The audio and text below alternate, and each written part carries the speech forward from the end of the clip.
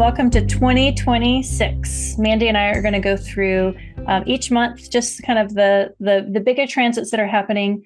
Might pick out a few favorites and a few not so favorites. And we hope that you enjoy this. We'll still be doing our monthly deep dives into all of these, but we wanted to give you a little heads up of what's coming in to the new year. So, Mandi, welcome.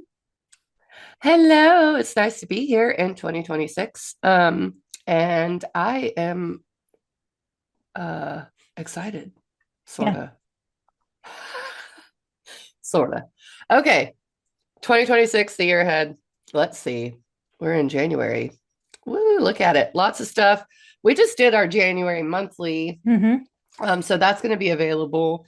And I think for me, some of the bigger stuff is like, for instance, Mars conjunct Pluto, all the Aquarius coming in is probably the biggest one for me. We've got a month full of Cazimis, which is Mars, Venus, and Mercury conjoining the sun. And then immediately after that, kind of toward the middle of the month, we have the new moon.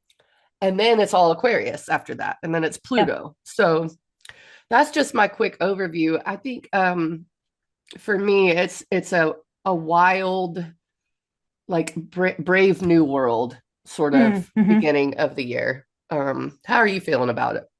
Yeah, I think January feels very like norm core for January. It's like get all of your plans laid out. It's the first part of the month to me feels like a good time to just envision what you want the year to look like. Maybe go ahead and build some structure, because there's going to be like real active, just put your practice where put your practice in your hands and make something of it towards the end of the month.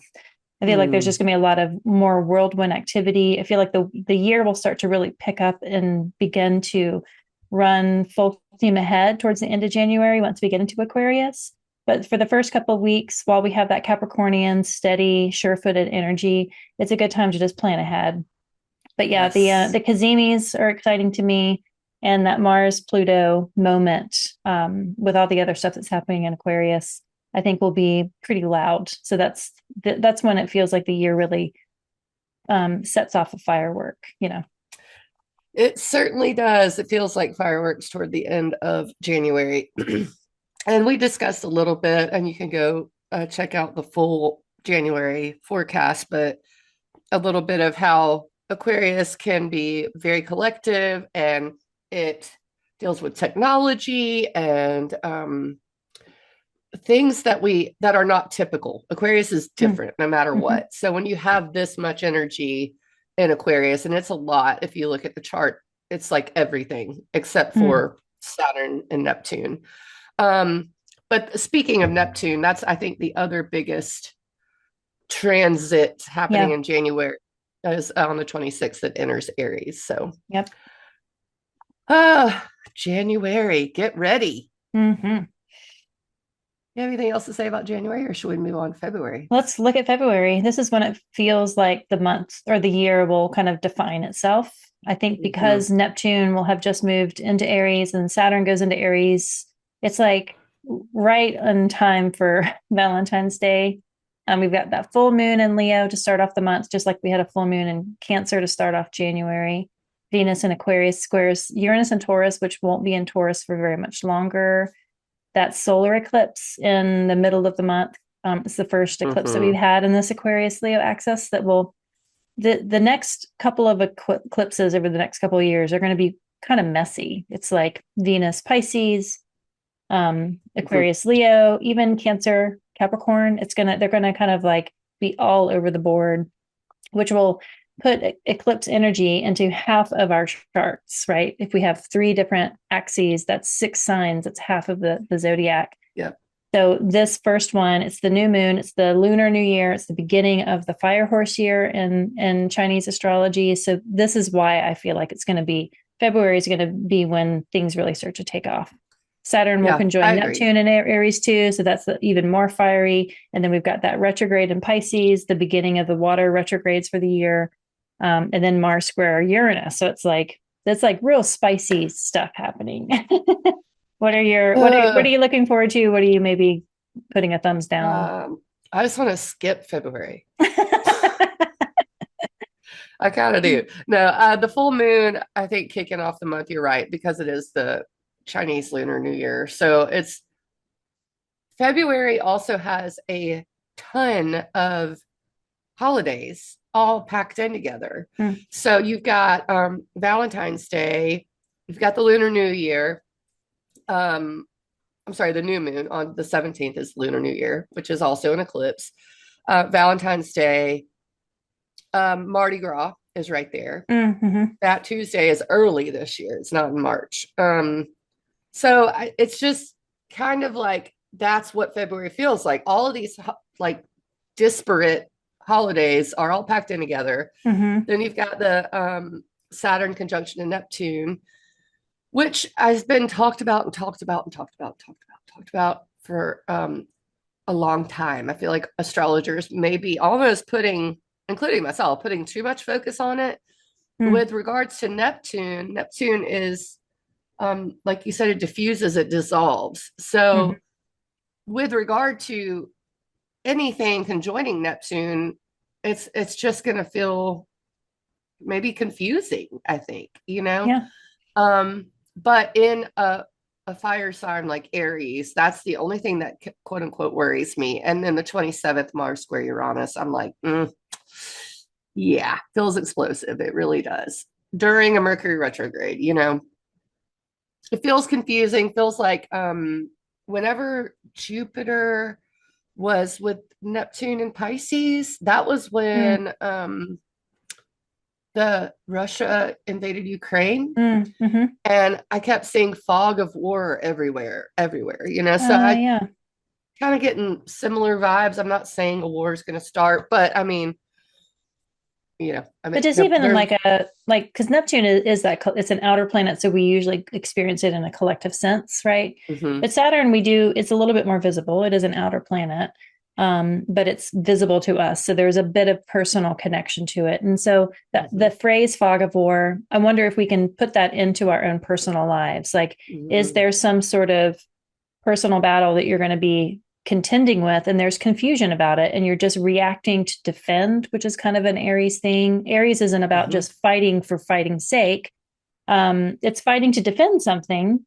And so mm-hmm. what are you defending? How are your defenses up? Are you just fighting because you feel like you're being attacked? I feel like that confusion can be personalized with Saturn Neptune. And so yeah, just being careful to not just respond because of this overall sense of being a martyr, but being more disciplined. Saturn in Aries is not necessarily a disciplined place for Saturn to Mm. be. And so I think the tendency to be real quick handed to overreact could be amplified by having confusion around you. It's like Yeah. have like being in the middle of a foggy field and feeling like there's something circling around you and just poking at everything that comes near you. It's like it's not a really actually a great way to fight. So like just having to be a bit more strategic. And Mars and Aquarius square Uranus and Taurus, we've seen Mars Uranus squares be like literally violent. And what this does is it helps break us out of these fixed signs. So Mm-hmm. again, on a personal way, it's like how can you avoid things being built up so much where they have to come to a really violent head?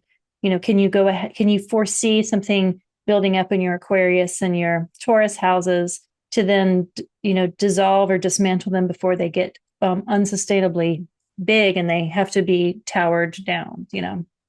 Yep, I agree. And I mean, that's why with Mars Uranus, um, let me just say this. February is going to connect to July in some way Okay. because Mars is going to conjoin Uranus, but Mm-hmm. it's in Gemini, I believe. But Yeah. so this square is the closing square. Mm-hmm. And I wonder, I should take a look really quickly at the the opposition. That was In Scorpio, Mars and Scorpio, or was that's it right. Mars and Sagittarius? Had Let me Uranus look. left Gemini yet? It was okay, it was oh right. It was November 4th, and it was Mars and Sag opposite Uranus and Okay. Gemini. So I'm giving these dates because I feel like it's going to be significant. So Yeah. June 15th is when it squared the opening square. Um, and then of course the conjunction was July 15th, and that was of 2024. Mm-hmm. So you had all these dates, and it's coming back around July, it'll conjoin again. So it'll just be in a different sign. So I just wanted to say that because, yes, it can be violent.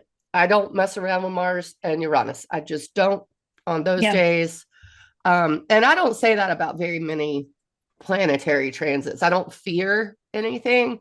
I just stay very present and aware during a Mars No, I Uranus mean, moment. Uranus is all about the unexpected. And Mm-hmm. so if you're like in an Acme cartoon, you're going to be looking up to see if a piano is about to fall on you, like maybe stay home. You know what I mean? So it's just That's being right. aware, being aware. But you could look at the Taurus house in your chart, the Aquarius house in your chart, and just like what is a tension that is building up and what can you do to just avoid it Mm-hmm. or do your part to dismantle it so that it isn't so unsustainable. Yes. Yeah. Love it. You want to take on March? Sure. All right. So, of course, every single month is opening with a full moon, up till I want to say the middle of the year, which I think is really cool. But this one also happens to be a lunar eclipse in Virgo. So that one's going to be, it's just the second eclipse in this pair. So we have one in the middle of February and one to open March. Venus enters Aries on the 6th, which I think is significant because it's going to hit Saturn and Neptune. Mm-hmm. A Mercury Cazimi, trine Jupiter. Now, that's the Mercury retrograde. So it is retrograde in Pisces. And March is, well, you can tell it's packed. It's just packed. Um, but I think that adds the fact that Mercury is retrograde in Pisces adds to a little bit of that fogginess, you know. Mm-hmm. Um, Venus and Aries squares Jupiter. I'm actually kind of looking forward to that one, March Yeah. 18th. And then a new moon in Pisces, which kind of it concludes eclipse season, but because the eclipses are in those weird switcheroo signs, Mm-hmm. it's still kind of eclipsy. Um, but yeah, Mercury direct on the 20th. Really looking forward to that because Mercury's already um, just kind of lost in Pisces, and retrograde is even more, I think, like, what are we doing here? You know? Yeah. So I'm looking forward to the direct motion. Um, Mars is in Pisces at this point. It trines Jupiter. Not actually necessarily a good thing because it just amplifies the Martian stuff. And Hmm. it being in Pisces, Mars is not as quick to react in Pisces, I think. So I think this could also be it kind of feels like we're just circling in a whirlpool. It just feels like we're Hmm. going round and round and round in March. But then the sun conjoins Neptune and Saturn between those dates. I have it like that because Neptune and Saturn are so close together. So the Yeah. sun Yeah. will hit Neptune, then it'll hit Saturn. Um, and then Saturn sextiles Pluto on the 28th. Really, I'm excited about it. Hmm. I hope I don't eat my words. Sextiles are opportunity. Um, so wherever Aries and Aquarius are in your charts, there's a lot of, I think, opportunity to like almost like pull yourself up by the bootstraps. Well, I wonder if, like, at the end of February, there's that square between Mars and Aquarius and Mm-hmm. Uranus and Taurus, and that like breaks something free that allows then for there to be some space in the Aquarius part of your chart that Saturn can come in and build something new or work something else out. It's like Yeah, that breaking down to make space for something new. Um, yeah. Well, I mean, that's exactly what I think. Saturn's the ruler of Aquarius, so like there's some simpatico there um, Yeah. with Saturn and Pluto is in Saturn's home. So it's like how can we build something kind of bold Mm-hmm. and fierce, you know, in a real empowered way. I like that Mm-hmm. Mercury goes direct the day that the sun goes into Aries. And I kind of like Mars and Pisces. I mean, Mars is the triplicity ruler for water signs. Mars is at home, and the other water sign is Scorpio. It's fallen in Cancer, but in Pisces, it's kind of like it's kind of an odd pair, but I don't dislike Yeah. it. So I look at that Mars and Pisces trine Jupiter and Cancer as like what support, that kind of benefic uncle support that triplicity can bring. It's like what can happen here that maybe can generate some movement. Mercury's direct and that house now, so like Mars is going in to like maybe stir some good trouble up. I don't dislike that one. Yeah, I don't necessarily dislike it. I think it's for me with Neptune and Saturn and Aries, anything Mars does is suspicious to me. Yeah, It's fair just, enough. I'm Fair enough. suspicious. But I do love that this is my favorite day, I think, of the month is when Venus enters Taurus on the 30th. That's going to be really nice. Venus is at home in Taurus. I think it brings some groundedness to our lives after all of the crazy Uranian and Aquarian and Piscean stuff. Mm-hmm. Venus and Taurus is going to be really nice. Yeah. Yeah, and April. that hosts the full moon in Libra. Even though Libra and Taurus can't see each other, they have that. There's a phrase for it that I can't find now, but it's basically just mutually assured destruction or whatever it is. It's like they Yeah. have lichen girding. That's what it's called. So it's like Mm. the moon exalts in Taurus. Venus is at home in Taurus, but also at home in Libra. So like there's like without sight, but there's some like you know that you've got you've got like it's what is it you've got a phone call that you can make and someone's going to pick up the phone if you Yeah. need it, sort of a thing. So that full moon in Libra on the 2nd, I think, is pretty cool. And then Venus and Taurus will then square Pluto in Aquarius. They came together in Aquarius in January, and now this is Mhm. this opening square while Mercury is trining Jupiter. So it's like bringing in some dynamic energy. But then the sun squaring Jupiter in Cancer. So the sun here kind of has the upper hand in a way because it's the position that it's in the sky. It has like the imposing square. The sun exalts in Aries and Jupiter exalts in Cancer. To me, this is a very dynamic day. I'm both excited and nervous to be like two prime fighters like coming head to head. Yeah. But I think it'll be instigate good change, and they're both cardinal signs, so it's going to instigate some sort of a change. But this is the benefic of the solar sect, and then the solar luminary. So it's like they're on the same team, but there is going to be this dynamic square. Mars then goes into Aries, which it is at home there, and then the new moon in Aries. Like a week later, Mars and Mercury conjoin Saturn in Aries. And then the sun goes into Yeah. Taurus to like kind of calm everybody the fuck down because all of that stuff is like a lot. Venus is with Uranus at that last degree of Taurus before Uranus goes into Gemini at the end of the month. I really like that. I think that's a nice little packing a goodie bag before it goes into some wild adventure for Yeah. Uranus, because it's not going to go back into Taurus for another 80 some odd years. 84 years. Yeah. 84. But then the sun square Pluto, sun square Pluto, it is tricky, especially in fixed signs. So I like that Yeah. Venus conjoined Uranus is there at the anaretic degree of Taurus, but then the next day having the sun square Pluto is a Yeah. little spicier than maybe I would want it to be. I know. What's your favorite day of April?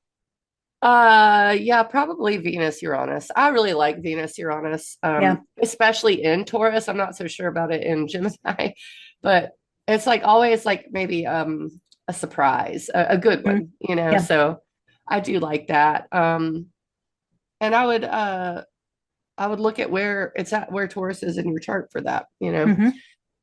It's in my 11th house. I hope I get famous. I don't know. It'd be great.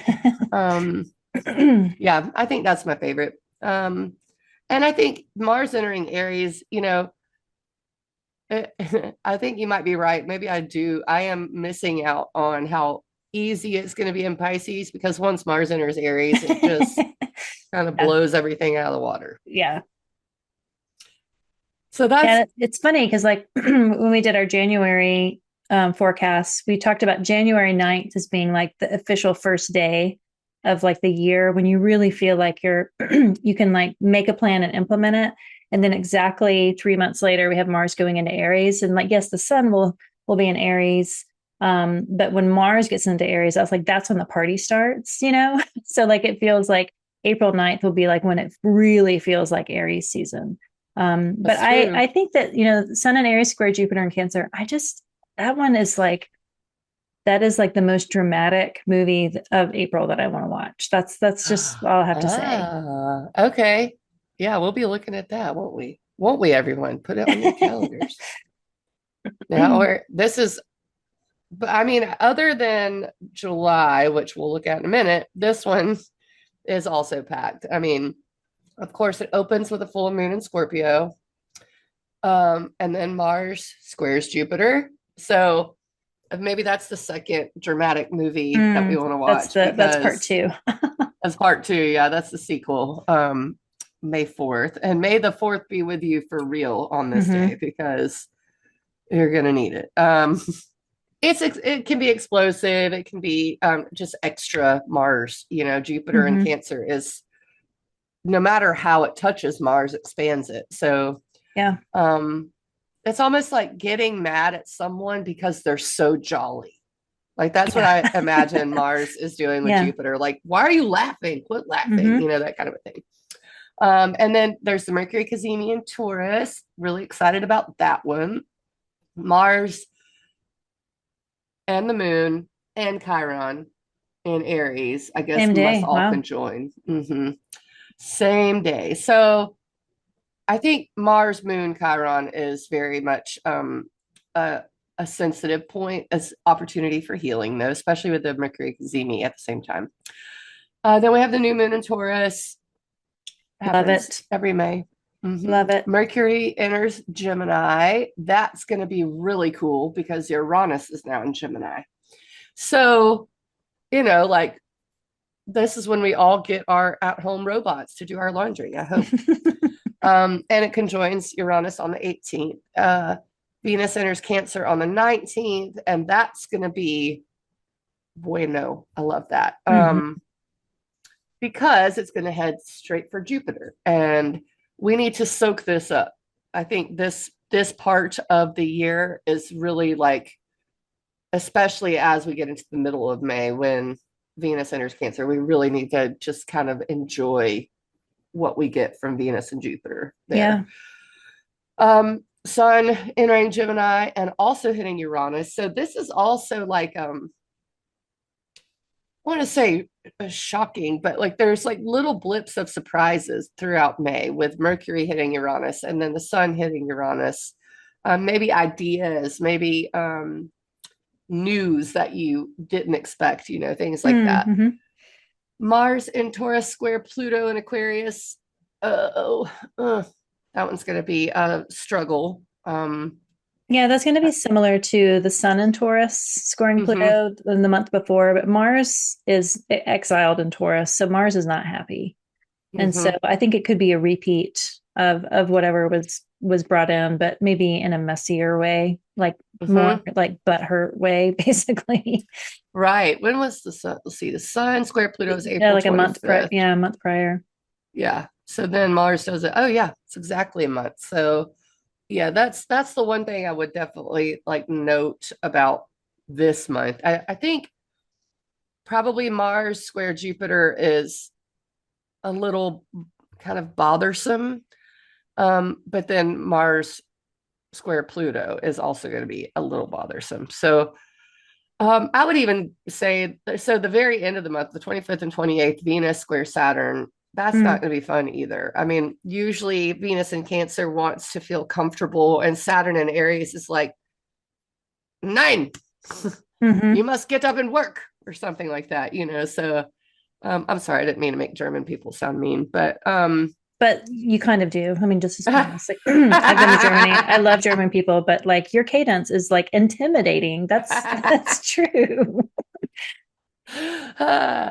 So yeah, that's kind of the feeling of Venus square Saturn, I think. Mm, Luckily, it doesn't last super long. And then the full moon in Sagittarius ends the month. So I love that we have two full moons in the month of May, hmm. sandwiched in. So I think my favorite is Venus in Cancer, except for when Same. it squares Saturn. Same. I love Venus and Cancer. I am a Venus and Cancer native, and I just absolutely love Venus and Cancer.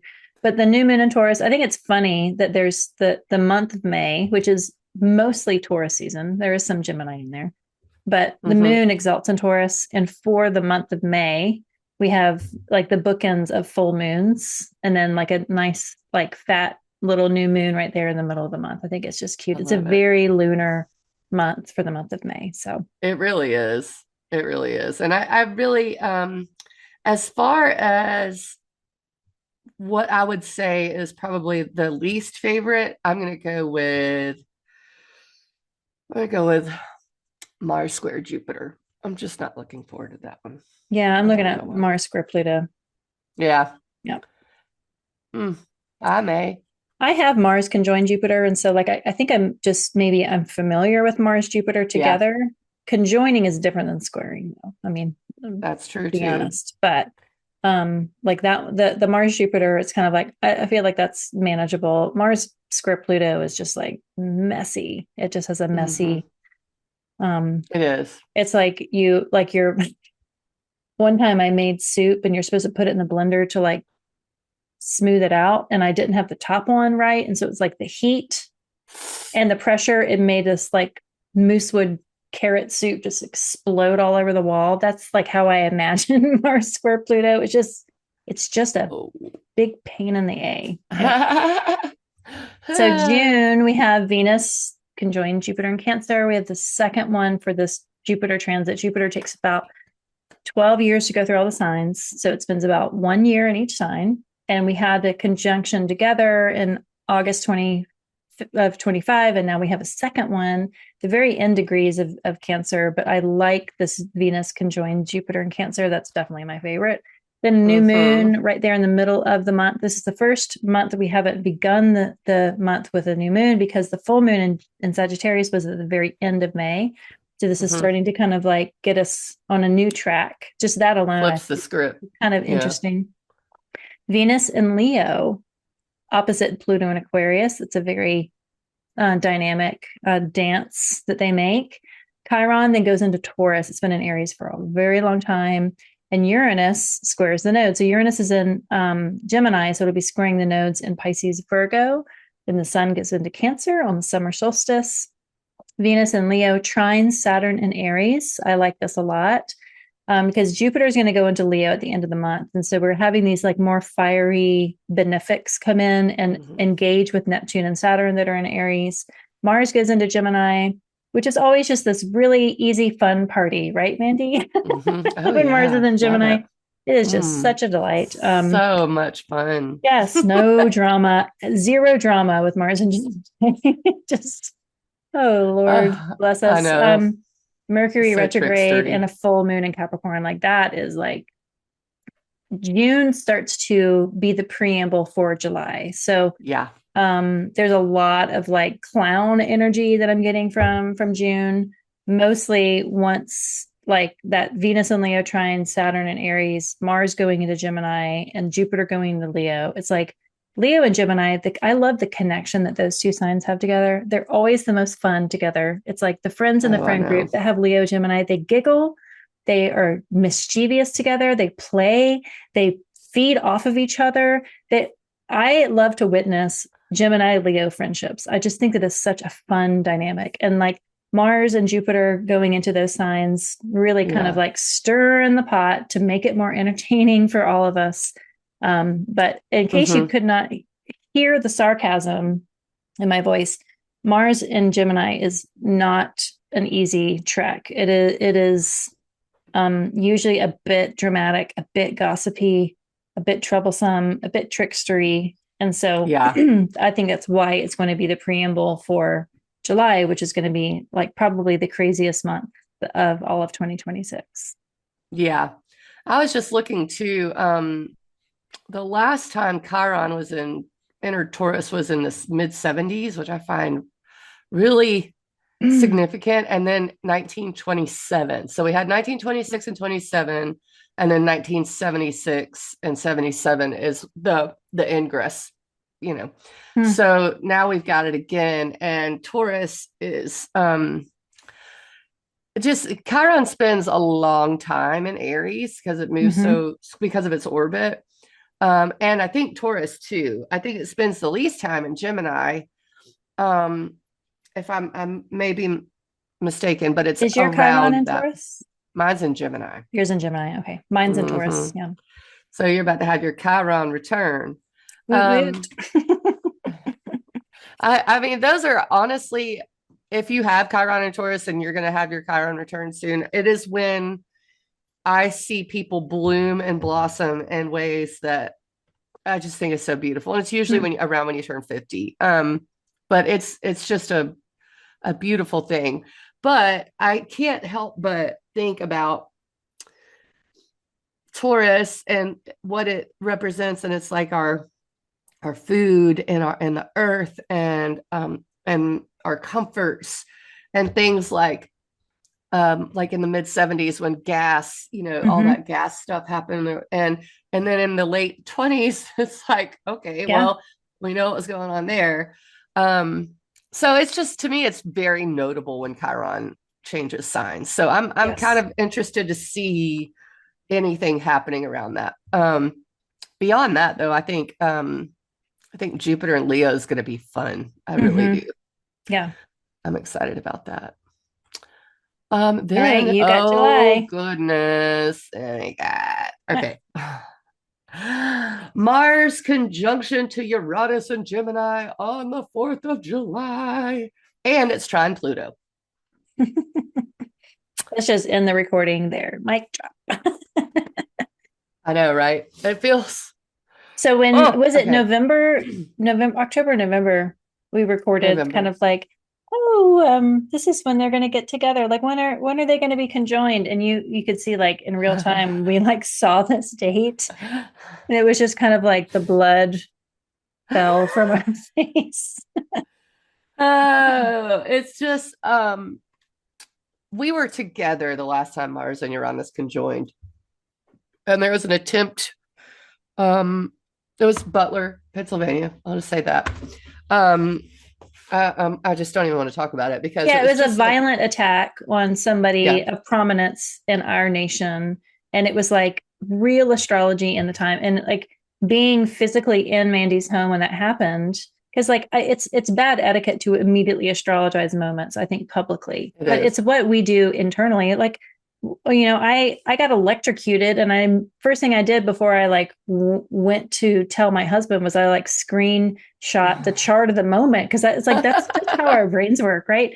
And so when we see like this coming up again of Mars conjoining Uranus and Gemini, because you and I had that shared experience of astrologizing a really like loud, visibly observable moment that Hmm. that had political and social implications, we're looking at this and being like, we know how powerful this moment can be. So Yeah. um, just we're in the States, and this is the 250th anniversary of our country's founding.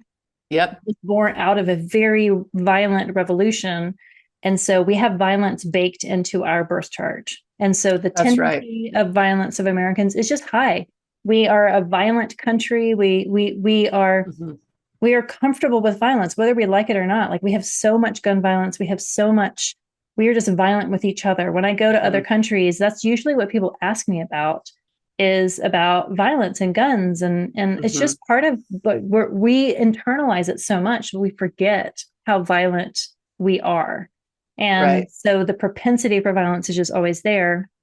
And so I see this, and I get I immediately get protective because I see this as a possibility of an already violent nation being that much more violent. And because it's the anniversary, it could just be that there is a massive amount of fireworks gone off. And it's just like our nervous systems are shot from hearing Yeah. so many fireworks and It just could be having that simple. so much explosions around us that sound is like internalized and at least in the States, because it's the 250th anniversary of a country. I mean, that's like a big marked year, you know. Uh-huh.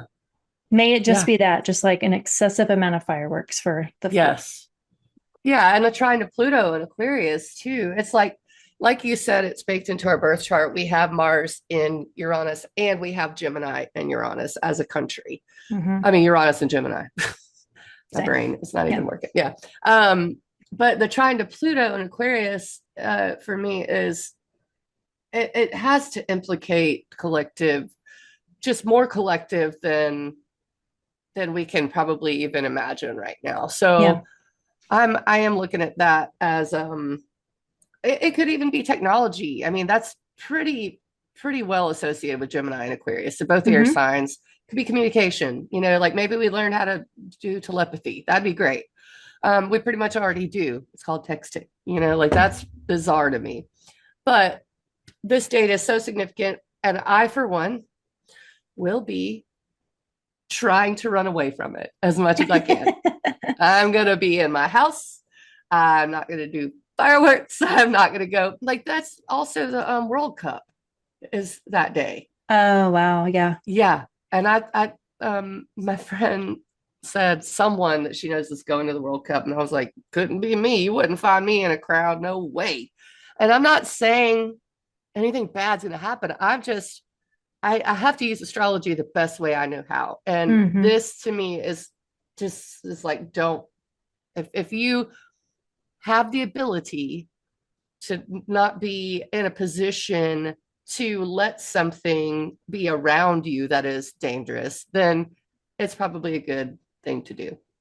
Yeah, And because also, the yeah, sun applying to a square to Saturn during that time, because it will perfect on the 6th. Like you've also got that energy happening. yeah. And it's in Cancer, and the United States is a Cancer sun. So Saturn is square our sun Mm-hmm. at the same time as, and so when I think of that, it's so, all so closely related to the United States chart that Mm. for me, that's why I'm like reading it that way. I think where I'm just like, crowds are not going to be my thing. No thanks. You know, I don't, and it Yeah, could I think even, that's good advice. It's like be yeah, wary around crowds of people, yeah, because if something happens, it's harder to corral a massive amount of people. And like it's like the World Cup's happening then. Like I could see that being a really surprising World Cup. Like yeah, maybe a country that has never made it to the playoffs before, or whatever their version of it is, ends up winning the World Cup. Like I could see it being competitive with that Mars, surprising with that Uranus, mm-hmm, and maybe the trine to Pluto is like collectively we're all like cheering for the underdog or the unexpected winner. I mean, it could also yeah, just be that. Like sometimes I think that the actions that we do on Earth kind of like um fulfill the promise of a transit, and if it's channeled through something that's collectively like a World Cup is like all these nations competing with soccer, football, whatever you call it, mm-hmm, like competing with each other, and like may that be the expression and the fulfillment of the requirements that Mars conjoining Uranus to be. Like to me, like that's like the best option there is like it's a World Cup transit. oh, listen to this. I just had to look it up because I was like, just it runs for the World Cup dates run from June 11th through July 19th, and there's a big one on the 4th. I can't remember where. But there's already cultural and political tension around it because Iran, Mm-hmm. is trying to block a pride themed match of the World Cup. Pride, Mm-hmm. like, you know, Mm-hmm. so they're trying to block it right now, and they're already like, so there's already stuff Yeah. about that, you know. And there's fan backlash, there's ticketing backlash already, and especially with people from all over the world coming into the United States when immigration is such a big deal right now, Mm-hmm. also really stands out to me. So it's like, how are you gonna how is the United States going to handle that when we're trying to basically discourage traveling here, you know? So Yeah. that is, it's just bizarre. And then Neptune goes retrograde on the 7th. Venus enters Virgo on the 9th. Mercury cazimi in Cancer. And Venus and Virgo square Uranus. Okay. See, there's just a lot of squares also in July. It's just like Venus and Virgo wants things to be really neat, tidy, and perfect. And Uranus and Gemini is a bull in a china shop, Mm-hmm. so that's pretty much the energy there. The new moon in Cancer on July 14th. That's like the Uran calm in the middle of all of it. that's true. That's very You true. know? Be quiet. And everyone's gonna be like in their little crab holes. Yeah, the Mercury Cazimi and then the new moon, because Mercury, the moon, and the sun will all be kind of like hovering around. And then, even Venus and Virgo, it'll be at that early degree because Uranus is at early degree. So it'll be sextile that Mercury and new moon. Like I think that's that middle of the month has some sweetness to it with all like the crazy making on the edges with the outer planets. Mhm. I agree. Look, I talk about Neptune retrograde once and I go foggy. It's ridiculous. I don't know why it does that to me. Okay. So then Uranus and Gemini trines Pluto and Aquarius. Again, those are both outer planets, collective in nature. The trine here, just I'm hoping for like a cure to cancer or something with Hmm. this. It's really unpredictable. It's hard to pin down what it could be, but I think information technology discoveries is a pretty good bet for that. Because a couple of days later, Jupiter, with Jupiter opposing Pluto, it means it'll yeah, be in a sextile to Uranus. So there is yep, that Jupiterian. It's like Jupiter is applying to the opposition and the sextile to both of those. So I, yep. I, I kind of I kind of like that. I do too. I mean, it could also very well be protests too. Like there's lots of connotations for these outer planets, and I just hope, especially with Jupiter and Leo, it brings some lightheartedness to it, and it's not so serious. Yeah. So, and then the Sun enters Leo. That's my dad's birthday, Oh, the 22nd. Mercury goes direct in Cancer. Thank goodness, that'll be nice. Saturn goes retrograde, and then the sun opposes Pluto on the 26th. Now, Saturn retrograde, I'm kind of looking forward to. Like, I want to see what it feels like in Aries without going back into Pisces. oh yeah. Like, um, Because it's not to gonna, mention, like we said, it's gonna move pretty quickly, and so that mhm, slowing down is going to bring it to a more Saturnian pace. I like yeah, when Saturn's retrograde like 5 months out of the year, so it hmm feels like it's always kind of Saturn slows things down. hmm If you have Saturn in the first house, often things like come to you later. It just slows things down. It has a more pace of longevity. So yeah, I'm looking forward to it too. Just like slowing it down to kind of see what it actually feels like being in Aries. yeah, and it goes retrograde at the 14th degree of Aries, so it moves extremely fast, Yeah. Um, and then we've got Venus and Virgo square Mars and Gemini. That the Venus Mars squares happen fairly often. Mm-hmm. This one will probably just be kind of like the Venus square to Uranus, I think. It's going to be Mm. similar because they're both in Gemini. And then my favorite, the Jupiter Same. Cazimi and the full moon in Aquarius. Now I want to look at that chart. I know we haven't looked at charts, but it just looks so cool. Like It's I like the have to look at prize it. we get from surviving July. Yes, exactly. Let's see, share. I want to look at it because look at this, like all these sextiles and trines and everything with this Kazemi. It's just so cool. So Yes, this is the everything actual is full really moon moment. spread. It's like all spread out. Yeah. And it kind of looks like my chart. My chart's like that. So it's like you get a little bit of everything. Mhm. And Um, the nodes are just barely hanging on in that mutable axis. Like they're about to go into, I think it's in August when they go into Aquarius Leo, right? mhm. Yep. So this moment is probably maybe one of my favorite of the year Mm-hmm. because I mean, I don't always feel like Pluto is the doom and gloom that some people make it out to be. I think it can be good. It can be empowering, and this does feel like it could be an empowering moment. I could Um, totally see this as being a big protest. I could too. I could too. And it does feel like a Or super just empowering. demonstration, not necessarily protesting against something, but Right. demonstrating the power of the people, which is Moon Pluto. Hmm. Yeah. Yeah, I just had to take a look at that. All Yeah.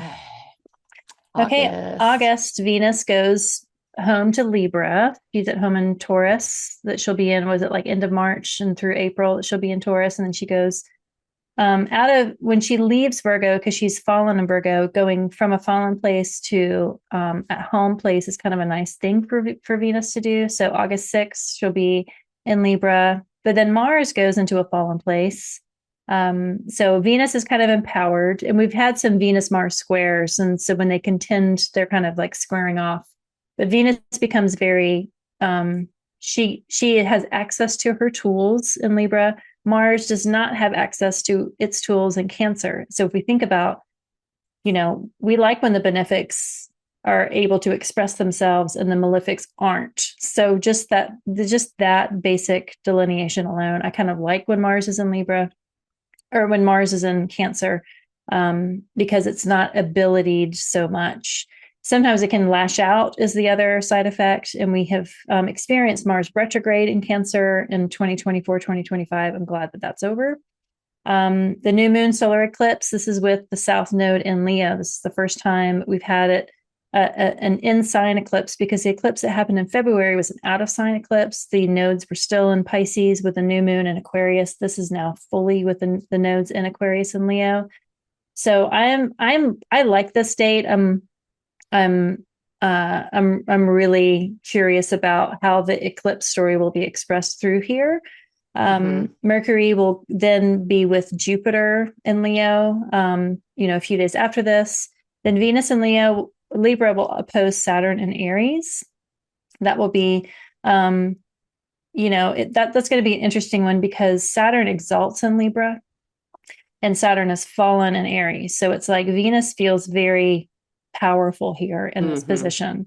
Then the sun goes into Virgo. This is the vernal equinox. So this is when the light begins to really to begin to descend. It's not the vernal equinox. That's in Libra. When the Yeah. sun goes into Virgo, it begins the descent. Really, we start to see the variation of light. When it Hmm. goes into Libra, that's when the wheel actually begins to turn. Mercury Cazimi in Virgo will square Uranus. Again, this square between Uranus and the things that are going through Virgo, like with Venus and Hmm. now this Mercury Cazimi. Um, I think that's usually like a discovery moment anyway. Hmm. So I kind of like that one of like what's going to be revealed, that illumination and that surprise of Uranus can bring that. And then the lunar eclipse in Pisces will square Uranus and Gemini. And then finally, Jupiter and Leo trining Saturn and Aries, kind of bringing in that fiery element for August. So it has a bit more. There's a bit more like royalty about August for some reason. It's like things are really coming into their power, and there's like good challenges. It's like Mm. fights worth having. It feels like in August, as opposed to just like no rules for July. August just Yeah, has a bit more of a seriousness that I enjoy. I'm looking forward to August. I am too. I like the Mercury Cazimi. The reason I put Yod there is because it is quincunx or in conjunct, whatever you want to say, Pluto and Neptune. It's Mm. happening at 4 degrees of Virgo. So Pluto and Neptune are sextile, and a Yod is known as the finger of God, and it's the finger of God is pointing at 4 degrees of Virgo, the Mm. Yod. So And the Kazimi is I'm happening there. That's amazing. yep, it is. It's really cool. And in fact, like I'll just pop it up here really quick so you can see what I'm talking about. The green lines. Green lines are the in conjunct, and there's the Kazemi, and there's the Yod. So I just like that. I thought that was significant. And it might be my favorite moment. I know that the Kazemi square Uranus, but the Kazemi in Virgo is powerful. It's Mm-hmm. almost like putting Uranus in its place a little bit. Like, hey, you're in my house. Quit acting Mm. up. So Mm-hmm. I like that. And I love Jupiter trine Saturn. I love that. I Yeah. mean, let's also just note that Jupiter in Leo is going to head toward the South Node, which I have natally. So, Yeah, there's something about that. So Leo is ruled by the sun. The sun mhm, exalts in Aries. Saturn and Jupiter are the sect of the sun. So it's like a very loud, expressive, forceful. It's just like a really, it's like a take seriously sort of moment. But mhm. it's a trine. So it's like, what kind of movement can we make? Yeah, Um, I'm already starting to lose my voice. We've been talking for so long. So we have. I think after July, it starts to kind of descend. So I think that we can go through the Yep, rest of the year without as much drama. I mean, quickly. there's going to be plenty of fiery activity. Yeah, It's yeah, but September's you, right? Or yeah. yeah, And yeah. September is like, it's obviously less busy. There's less transits, Mars and Cancer square Saturn and Aries. Not super excited about that. That one's going No. to be a rough one, and that starts the month of September. Wake me up when September ends or whatever. Uh, kind of like that kind of a thing. But it's pretty fast. Venus enter Scorpio like that. But Venus square Pluto is another one of those Hmm. kind of, it can be a struggle, a Mhm. struggle for power. Um, New moon in Virgo. This is not an eclipse yet, right? No, No, is it's it? not. No, it's not. That's right, It's the because first one that's not. that's not. Yeah, so that's significant. And then the vernal equinox on the 23rd, the sun enters Libra. Full moon in Aries, that's a kite. Hmm. Really excited about that one. I like that. Kites are good energy. Everything's flowing really well together. And then Mars enters Leo on September 28th, which means it's heading for Jupiter and the South Node. Can we stick on September for a second? So, like, Yeah. just looking at Venus so Mars is fallen in Cancer, Saturn Yeah. is fallen in Aries, Venus is exiled in Scorpio. Like, all of that is like, it's like having to work really hard to like Yeah. problem solve. Like, I don't imagine that the first part of September is going to be easy. I could even Mm-mm. see it being like difficult for like school, like starting a new school and just like really having some like growing pains. So Mm-hmm. if you can like give yourself grace for yourself and other people, especially in September, because I think it's just going to be like tough. I just think it's like Mm-hmm. it's going to be when a planet is not at home or fallen, it has to work so hard to just get the basic stuff done. So it's Yeah. like your daughter is going to be starting school. Like if she moves to Yeah. some place, using her as an example, not that this is going to happen to her, but like a new Sure. student going into a school, it's like your roommate is crappy. You have to like Mm-hmm. change dorms or like you get into an apartment and like you can't get your water turned on. It's like having to just like go through the basic stuff of like go into the bookstore and like all of your textbooks are out of stock. It's just like all this stuff having to work very hard to just get the basics done. But then when the moon goes into Virgo, it's the first Virgo moon where it's not attached to an eclipse. So it feels cleaner. It feels like, Right. okay, now things can start to like generate. And then the sun goes into Libra, which is the equinox. And then we have that full moon in Aries. And then Mars goes into Leo. It's just like feels like the second half of the month, you start to get some momentum. But the first half does feel a little just exhaustive. Yeah. I completely agree. Um, so yeah, wake me up when September ends. We'll be October So is kind of busy.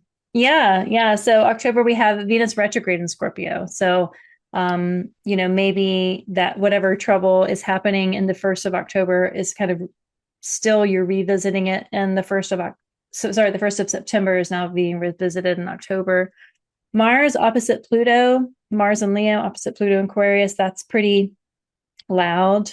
So the opposition is the nature of Saturn, so it's the most powerful of all the aspects. And so Mars and Leo is loud and dramatic, and Pluto and Aquarius is kind of dramatic too. So I'm looking at that date as being one to that might highlight on my calendar. And then the Sun in Libra, Sun Mm-hmm. is fallen in Libra, and Saturn is fallen in Aries. So you again have these kind of wounded fighters that are squaring up to each other. That's the next day. So both the first couple of days of October are a little tough. But then Mercury conjoins Venus in Scorpio. Then we have a new moon in Libra. Then Pluto goes direct. So whatever challenge it's been having by these oppositions of things going through Leo, now it has like a little bit of movement. towards the middle of the month. Mars will then trine Saturn again. So it's like that malefic trine in a fiery place with Pluto direct in Aquarius. It leads me back to the summertime when we were talking about demonstrations or protests. Like maybe there's more momentum in this area. There's like a little bit more fiery momentum. The Venus square Pluto, and then the sun going into Scorpio. I don't know, that one is that one's a little tense and dark and maybe a little sexy to me. I'm interested about that one. I don't think it's subjectively bad. I think it's Pluto will be direct and Venus will be retrograde. So it's like it has like this this rough edge to it that I think is a little intriguing. Then the Venus cazimi, and then Mercury retrograde in Scorpio. We have that Mercury retrograde in a water sign, and then Venus retrograding into Libra, back into home where she's a bit more comfortable. So it has like this kind of playing a record backwards, surreal tone to it. But then that full moon in Taurus square Pluto and Aquarius, like that's the one that I'm like, ouch. Like I that's my least favorite of all. I think so too. I think so too. It's going to be a weird Halloween. I know that. Like that's what it feels. Venus retrograde anyway is, the descent of Inanna. It's like we are kind of losing that bright star for a minute. And Scorpio is such the modern ruler of Scorpio is Pluto. If you use modern rulers, so you have all of these, like you said, it's like, it's a record backwards is a really good way to put it, like carnival music. It feels surreal. Calliope music. Yes, it really does. So David Lynch, it has a very David Lynch feel. Yes, maybe absolutely. David Lynch marathon through October to help distract you from all like the weird sordid stuff that is kind of flowing through your news feed and your neighborhood and your journals, whatever. It's like a David Lynch filter. There are Mercury that you can get that they're clear stickers and you can put them on your window and it says directed by David Lynch. So you can look out your window and it just like the whole scene is like directed by David Lynch. That's kind of what I'm thinking. Oh my gosh. I'm going to put a sticker on my webcam that says that. So or just like on your dashboard in your car. So as you're like driving around, like it's directed by David Lynch. I love that. And also Mercury retrograde that we just had, in November, I guess it retrograded Sagittarius into Scorpio, and that's when the Epstein files thing was a big deal. So I wonder if there might be some resonance with the Epstein stuff around this time. Yeah, especially with the touch points to Pluto, because Pluto is power. It's like hidden power and hidden wealth, and so like the Venus Pluto touch points, it speaks to subjugation of women and power over women, and then the power that women inherently have themselves and unearthing that, and the retrograde back to revealing that, and all of that. I wonder if it's going to be stories like that are going to continue to come up. I hope that there's justice before October 26th, but probably not. I don't expect that there will be. Exactly. And then we've got November. That's starts off with a Mercury cazimi in Scorpio. And I'm looking forward to that because I'm a Scorpio and it's my birthday month. The new moon in Scorpio is on the 9th. And again, I mean, you're talking about a new moon with Venus retrograde. So I think it's probably going to connect to the Venus retrograde in some way. And then Mercury is also retrograde. So we've got Mercury retrograde and Venus retrograde, but on the 13th, they both go direct. And I love that. At the same time, both Venus and Mercury go direct. That's similar to, so in spring of 25, they did that in Pisces. It was like Venus and Mercury kind of did that, and then they both moved together. But that was like Pisces to Aries, and now we have it the opposite in Libra. So I think that's pretty cool. Yeah, and I mean, speaking of sexy, there's the 16th Mars conjoins Jupiter in Leo. So yes, it can always amplify the Martian desire for violence, but hopefully it's more like Martian desire for sexy time Yes. because Hmm. this is my mind is going into the gutter. That's okay.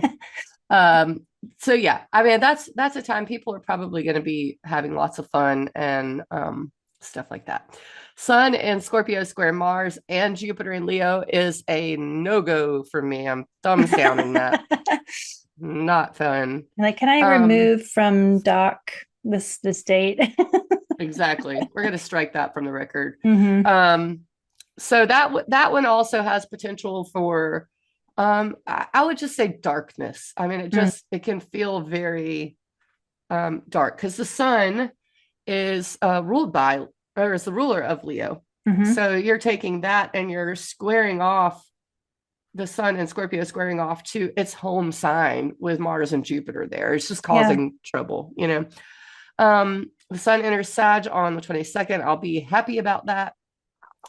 Full moon in Gemini, which should be okay with Mercury direct. I'm not too like concerned about that. It's not near Uranus or anything. So Mars enters Virgo on the 25th, and the sun opposes Uranus. Maybe it is. I guess it is with Uranus then. The full moon has to be closer to it.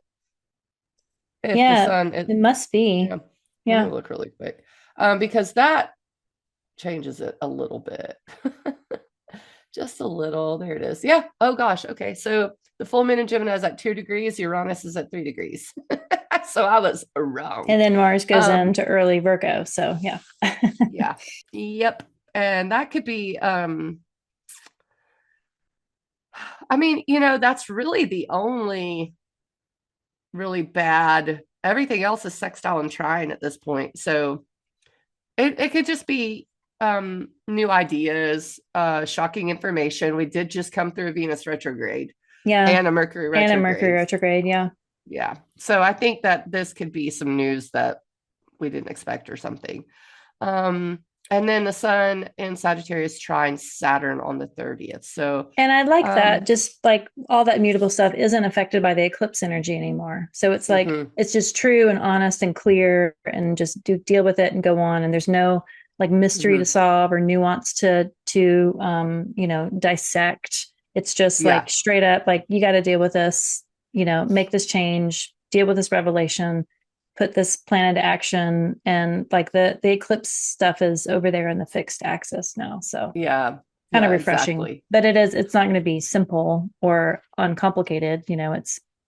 Yeah. It's Mars and the sun and Uranus in mutable Uh-huh. signs. So Oh no. That's kind of what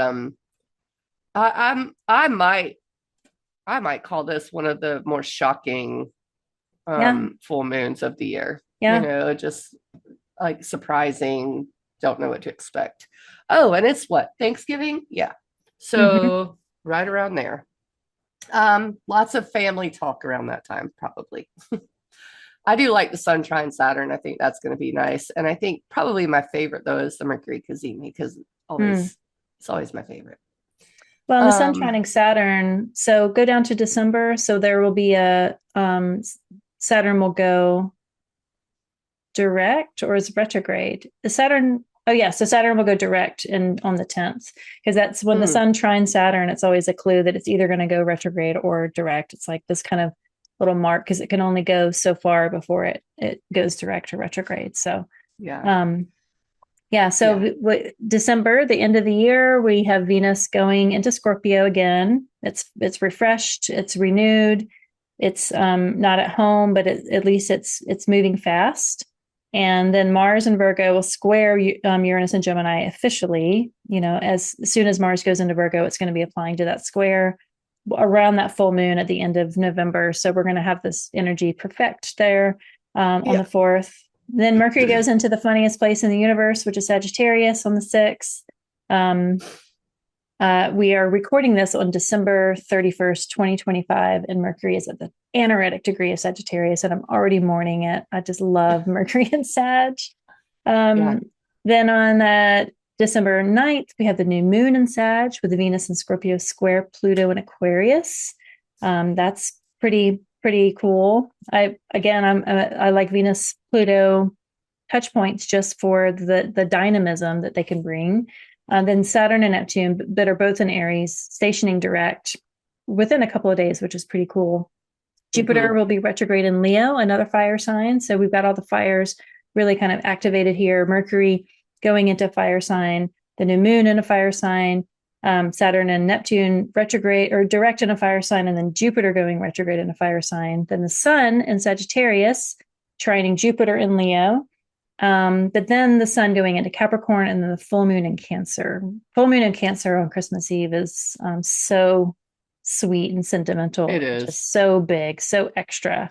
I would recommend, if you wanted to travel in 26 for the holidays, don't, just stay home. You're going to want to be home on Christmas Eve with that full moon in Cancer. So, and Uranus in Gemini is making travel just really strange. When it was in Gemini in 2025, we had a lot of stuff with airplanes go on, and I think I'm probably going to be car traveling for a little bit. I like how I said turn, not trying. The little Irish sun, Sagittarius turn. Turn Jupiter and Leo. I wonder that with like the Uranus Pluto stuff happening, like, are we going to like make teleportation a real thing? Maybe that's the way you can like at least like project a 3D holographic image to your family and not have to like travel for Christmas Eve. That literally is what I'm thinking. I mean, I do think we're about to enter a time in our lives that we've never experienced before. And I mean, you could say that about every year, but this is uniquely a year that I think is going to change a lot of people's lives in fundamental ways, kind of like 2020. Yeah. Agree. And it's hard to look at this year in full and not think that and not feel that.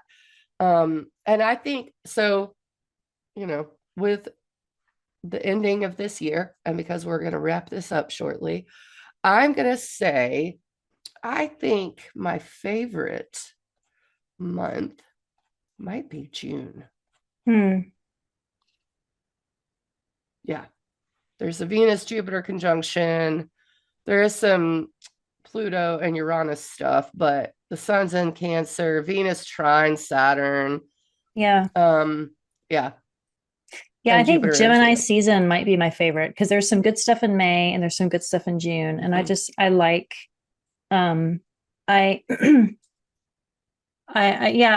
that like spring to early summer for the Northern Hemisphere, it might be my favorite time. Yeah. July is going to be the wildest, I think. I think so too. But August, I think, is going to be like, we're going to go through some wild stuff. August, there's like this seriousness and the somberness and this like leveling up about August that I can't quite put into words, but I am appreciative of August already. And I don't know, maybe when we get closer, when we record in July about August, we'll have a better idea of what's happening. But I'm, Gemini season and then the month of August are the ones that are kind of standing out to me. Yeah. Special mention to March, which also feels pretty crazy. I say March might be in the running behind July for craziness. Yeah. And I think a lot of that, we have a Mercury retrograde, Venus conjunct Saturn, there's Venus square Jupiter, although I think that's going to be okay.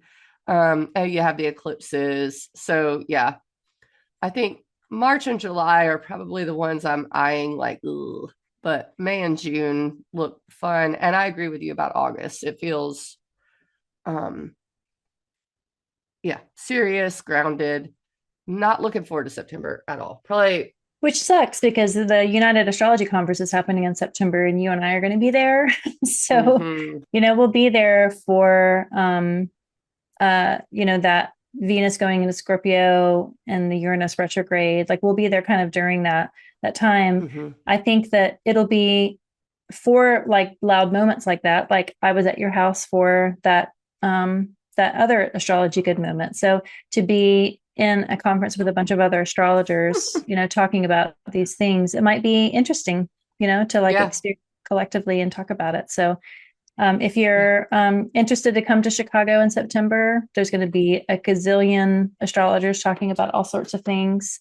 And yeah, it'd be fun for you to come say hi in person. Yeah, we would love it. And I can't wait to get back to our monthlies and then think about this forecast and think Yeah. about how crazy it's like, oh, I didn't realize. Yeah. So happy New Year. Happy New Year. Happy 2026. Yeah. I'm Mandi with Ecstatic Astrology. Thank you, Christa. I'm Christa, Practical Astros. Thanks, Mandi. And may the winds of fortune be ever at your back, y'all.